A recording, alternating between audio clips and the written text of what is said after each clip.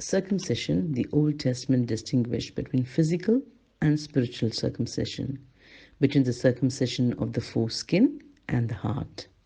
We read in Deuteronomy 10, verse 16, "Circumcise your hearts, therefore, and do not be stiff-necked any longer." Jeremiah 4 says, "Circumcise yourself to the Lord, circumcise your hearts, you men of Judah and people of Jerusalem." Even though the people were told to circumcise their hearts, the Bible also teaches us that this is something that really only God can do.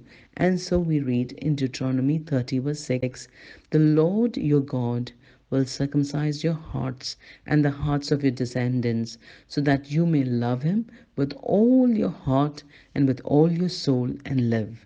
Remember, we are freed from sin by new life in Christ, and here in Deuteronomy we are told that God will perform this spiritual circumcision of the heart so that you may live.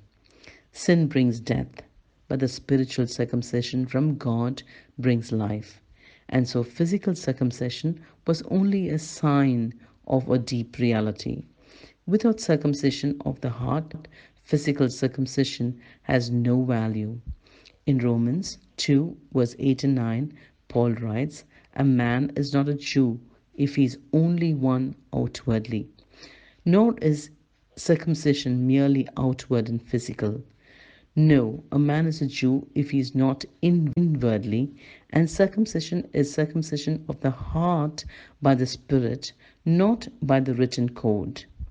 Once again, notice that Paul says this true spiritual circumcision of the heart is accomplished by God, not by man. True circumcision is circumcision of the heart, the Spirit of God. So, what is the spiritual circumcision that Paul is talking about?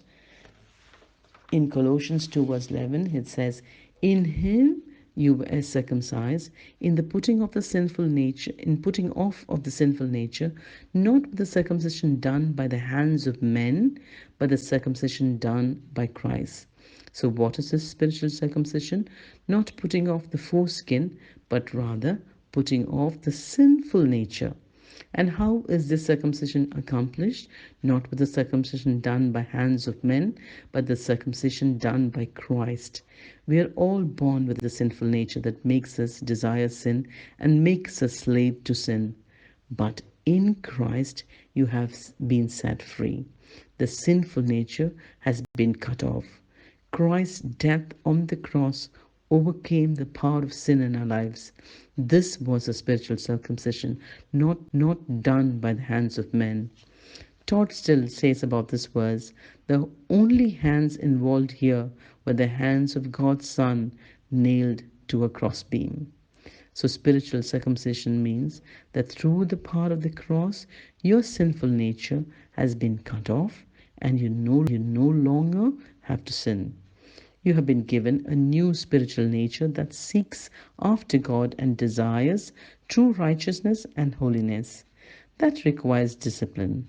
Galatians 4, 8 to 9 reads, "But then indeed, when you did not know God, you served those by nature are not God's. But now, after you have known God, or rather known by God, how is it that you turn again to the weak and beggarly elements to which you desire again to be in bondage?"